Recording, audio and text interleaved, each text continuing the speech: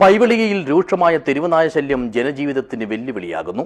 കൂട്ടത്തോടെ ഇറങ്ങുന്ന നായ്ക്കളെ ഭയന്ന് പുറത്തിറങ്ങാൻ പോലും കഴിയാത്ത ദുരവസ്ഥയിലാണ് തങ്ങളെന്നാണ് പ്രദേശവാസികൾ പറയുന്നത്. This news sponsored by Bobby Chamanur International Jewelers, traditionally trusted for 162 years. രാപ്പകൽ ഭേദമില്ലാതെയാണ് പൈവളികയിൽ തെരുവുനായ്ക്കൾ വിളയാടുന്നത്.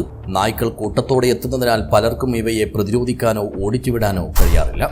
പലപ്പോഴും തലനാരിയുടെ വ്യത്യാസത്തിനും ഭാഗ്യം ഒന്നുകൊണ്ട് മാത്രമാണ് ഇവയുടെ കാര്യമായ അക്രമത്തിനിരയാകാതെ കുട്ടികളടക്കമുള്ളവർ രക്ഷപ്പെടുന്നത്. എന്നാൽ അടുത്തിടെയായി ശല്യം രൂക്ഷമായതോടെ ഭയപ്പെട്ട് പുറത്തിറങ്ങാൻ പോലും കഴിയാത്ത ദുരവസ്ഥയിലാണ് തങ്ങളെന്നാണ് പ്രദേശവാസികൾ പറയുന്നത്.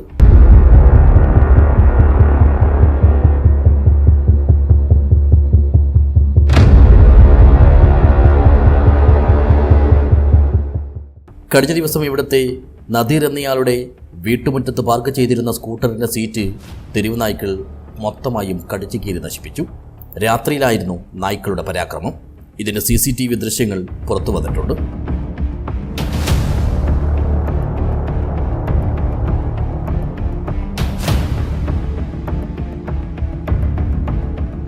നേരത്തെ വീട്ടുവളപ്പിനുള്ളിലെങ്കിലും സ്വൈര്യമുണ്ടായിരുന്നുവെന്നും എന്നാൽ ഇപ്പോൾ അതുപോലും നഷ്ടപ്പെട്ടുകൊണ്ടിരിക്കുകയാണെന്നും കുടുംബങ്ങൾ പറയുന്നു.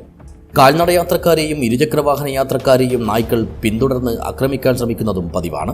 മാത്രമല്ല വളർത്തുമൃഗങ്ങൾക്കും ഇവയുടെ കടുത്ത ഭീഷണിയുണ്ട്. ഇങ്ങനെ ഒരു ദേശത്തെ ജനജീവിതത്തിനാകെ തെരുവ് നായ്ക്കളുടെ ശല്യം വലിയ വെല്ലുവിളിയാകുമ്പോഴും ഇതിന് പരിഹാരം കാണേണ്ടുന്ന പഞ്ചായത്ത് അധികാരികൾ യാതൊരു വിധത്തിലുള്ള നടപടികളും കൈക്കൊള്ളുന്നില്ലെന്നാണ് പൊതുവെയുള്ള പരാതി. തെരുവ് നായ്ക്കളുടെ ശല്യം വളരെ കൂടുതലാണ്, വളരെ അപകടകരമാണ്. ഇന്ന് രാവിലെ ഒരു സ്കൂട്ടിയുടെ കാര്യമായി ബന്ധപ്പെട്ട് സ്കൂട്ടിയുടെ സീറ്റ് കവറടക്കം പറിച്ച് കീറുന്ന ഒരു അവസ്ഥയാണ് കണ്ടത്. ഇത്തരത്തിലൊരു ക്രൂരമായ രീതിയിലുള്ള അക്രമമാണ് തെരുവിനായി നടത്തിക്കൊണ്ടിരിക്കുന്നത്. ഈ തെരുവിനായതിൽ ശക്തമായ ഒരു രീതിയിലുള്ള ബന്ധപ്പെട്ട അധികൃതർ, പഞ്ചായത്താണെങ്കിലും ബന്ധപ്പെട്ട അധികൃതർ അതിനു വേണ്ടിയുള്ള മുൻകരുതൽ എടുക്കേണ്ടതാണെന്നാണ്. ഇനിയെങ്കിലും പഞ്ചായത്ത് അധികൃതരും മൃഗസംരക്ഷണ വകുപ്പ് ഉദ്യോഗസ്ഥരും ഈ വിഷയത്തിൽ അടിയന്തര പ്രാധാന്യത്തോടെ ഇടപെടണമെന്നും തെരുവ് നായ്ക്കളെ നിയന്ത്രിക്കാൻ ആവശ്യമായ നടപടികൾ സ്വീകരിക്കണമെന്നുമാണ് ഇപ്പോൾ ഇന്നാട്ടുകാർ ഒന്നടങ്കം ആവശ്യപ്പെടുന്നത്. News bureau, പള.